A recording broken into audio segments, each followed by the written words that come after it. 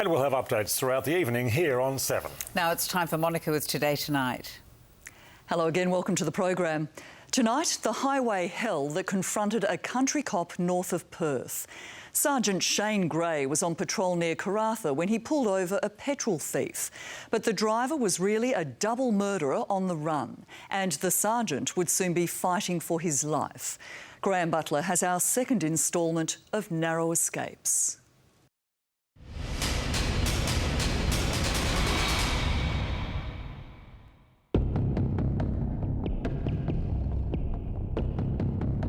He was planning my murder, that's what he was doing. And that sits with me all the time, the fact that he was looking for an opportunity to kill me. Injured policeman Shane Grey moments after shooting dead a double murderer. He'd been attacked and fired 2 shots at a man. As soon as I saw him, I had a real bad gut feeling about what was to come. I said, "How you going, mate? You okay?" And he straight away said, "Grovesy, he tried to kill me."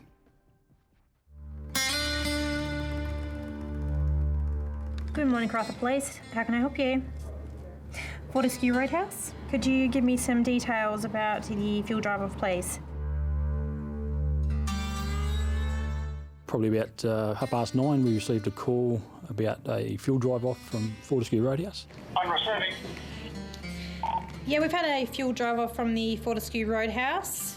The offender is believed to be heading north with Victorian registration plates. As crimes go, it didn't seem that serious, but the events about to unfold on this lonely stretch of highway would be felt across Australia and reveal an unimaginable tragedy.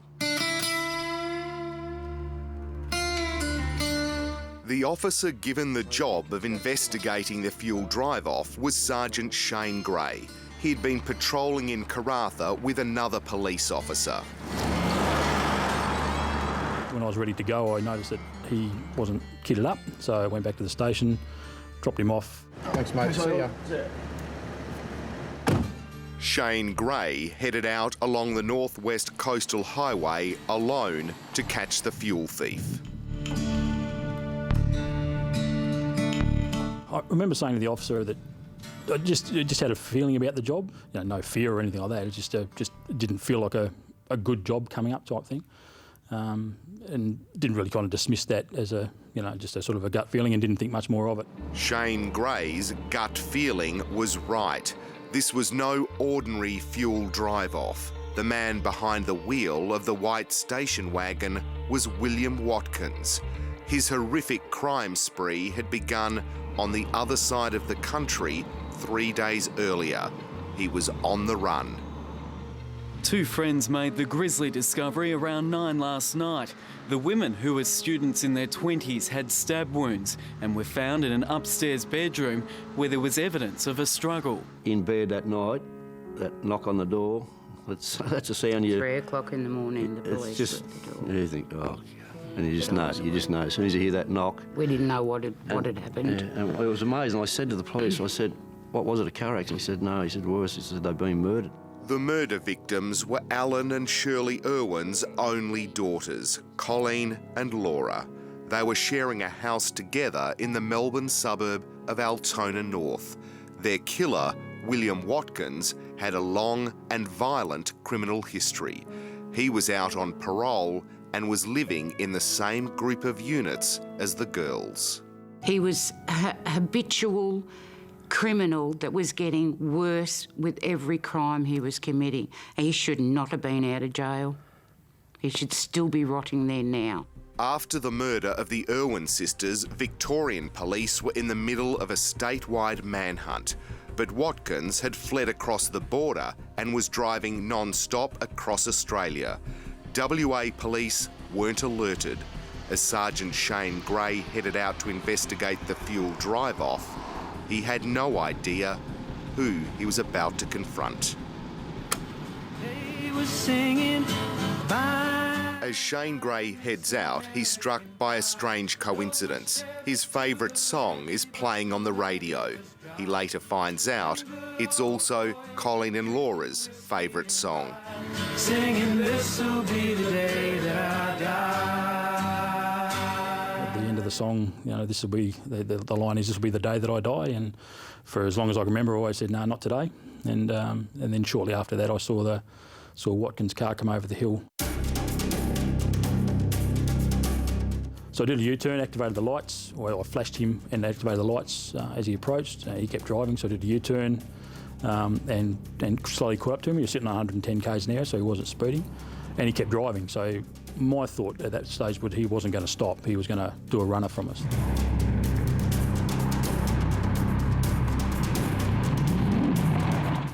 Just pulling it over now, mate. He's pulling over about 15, 20 k's out of town. When he pulled over, I relaxed a little bit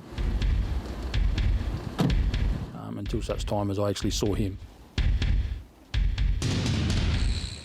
G'day, mate. Do you have any idea why I've pulled you over today? I've seen him and gone, shit, Shane, how are you going to get out of this? You got your licence on you, sir? Yeah, mate. But he had no neck, he had big arms, big shoulders, and I thought if we get in a bit of a wrestle here, it's going to be a pretty good one. Cool, thank you. Sergeant Grey was alone on the remote northwest coastal highway. He had no idea the person he was about to arrest was a double murderer on the run. Oh, just outstandingly calm. For anybody to be able to do what he did to those beautiful girls and be so calm when he's been stopped by the police it's frightening that somebody can be like that. He gave me nothing to really, besides my gut feeling, gave me nothing to indicate what he's about to do. Fire away with details. William Watkins, date of birth 24/4/67. Sergeant Grey checks with Karratha Police Station. He now has William Watkins' name, but nothing appears as an alert on the system. Shane Grey still has an uneasy feeling and calls for backup. I said, look, mate, you need to come back to the station with us. And my plan was to sit him in the back of the patrol car until the van came out from Karratha, and then I was going to transfer him from the car to the van and then take him back into the station. OK, sir, can you get out of the vehicle for us, please? Yeah, mate. All the while, Watkins knows his number is almost up. At any time, the police could twig to who he is. He was sitting there and thinking about how he was going to knock me off. As Sergeant Shane Grey walked back to the patrol car with Watkins walking towards him, the killer seized his moment. Flash of white and felt an impact to my face, and which basically spun me around and put me on my knees. And basically that was a punch. That was the first punch, and it was probably the best punch I've ever copped. And then there was a flurry of punches to the back of my head, knees to my ribs and chest, and then Watkins said I was dead. Years of training kicked in as Sergeant Grey reached for his service revolver. It was just a pure instinct to survive. Were you scared? Once again, we're talking seconds, and yeah, I suppose I was scared. Otherwise, I wouldn't have reacted the way I did. But the fear, I don't really know how to say it. The fear was instantaneous. I fired the first round and I heard him groan, so I heard him go. Ugh. I fired a second round. I thought he was still advancing. I walked to the front of my police car and I used my hands to steady myself on the front bonnet. Managed to get my legs into the car and then get a hold of the radio. Urgent. Shots fired. Officer down. I've actually fallen back out on the road. We have shots fired. An officer down 20 kilometres south of Karratha. Any vehicle at all head that way. Priority 2. William Watkins was dead. Shane Grey lay severely injured. If he'd got up, I hadn't put him down. If he'd got up, I was in no way able to defend myself at that point. So I actually tried to lift my pistol off my chest, and I was just weak. I had nothing left. A sergeant ran into my office and said, "We've got to go. There's been calls of shots fired on the radio and no response." This is actual news vision of the scene that confronted Acting Inspector John Groves. What's happened to this copper? What's happened to my mate? Shane was just being walked towards the ambulance. He was a mess, absolute mess. A friend of ours came and said Shane had been hurt in an accident, and I thought, okay, all right. And he says, "No, Mandy, you have to come. you have to come to the hospital now. He's been hurt. Shane's wife Mandy was at work when she heard the news. I didn't know what had happened. I'd heard that he'd been beaten. That's all the information I was given. And I thought, who would be so angry to do this? On the other side of Australia, grieving parents Alan and Shirley Irwin were at home in country Victoria. Their daughter's killer had fled 4,600 kilometres. Our detective, Brett Gallagher, rang us and said, put the TV on, they've got him. They couldn't believe what they were seeing. Looking at Shane, it devastated me that Colleen and Laura had no hope. If he can do that to a strong, beautiful policeman, the girls had no hope.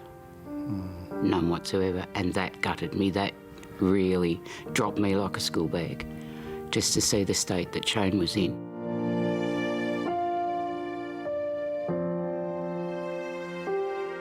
We'd never heard of Karratha, we'd never, you know, and he was 20 kilometres or 20 minutes to freedom, and he would have just disappeared. But Watkins' dash for freedom ended beside an isolated stretch of highway in the Pilbara.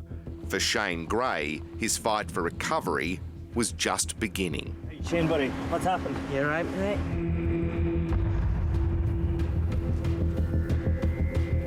I had no pain. I felt for my nose, and that was gone. So it was actually plastered up under my right eye. And I remember physically grabbing my nose. I don't know if I pulled it out or moved the bones or anything like that, but I didn't feel any pain at all. Shane was taken to the local hospital for treatment and later flown to Perth.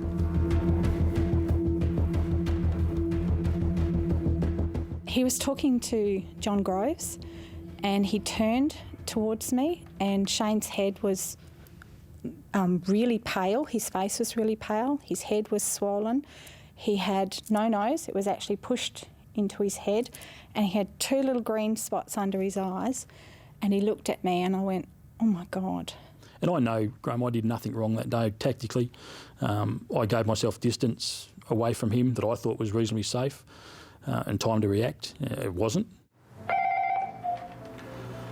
Weed-Belt Liquor Enforcement Unit, Sergent Grey speaking. Shane Grey was cleared over the shooting and returned to work. He's now based at Northam. The incident prompted changes to single officer patrols and information sharing between states so no officer would ever be placed in the same situation again. Police also want number plate recognition cameras introduced at state borders. It's a day I will not ever forget. It's a day that changed the way we police. You can't physically thank him or verbally thank him enough when it's so deep down inside. You just can't put words to it.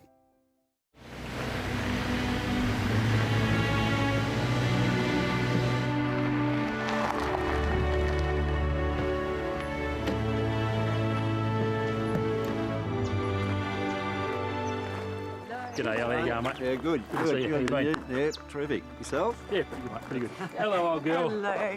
Good to see you. Shane. How you been? Welcome. Thank Coming you. inside? It's been 8.5 years since William Watkins shattered lives on two sides of the country.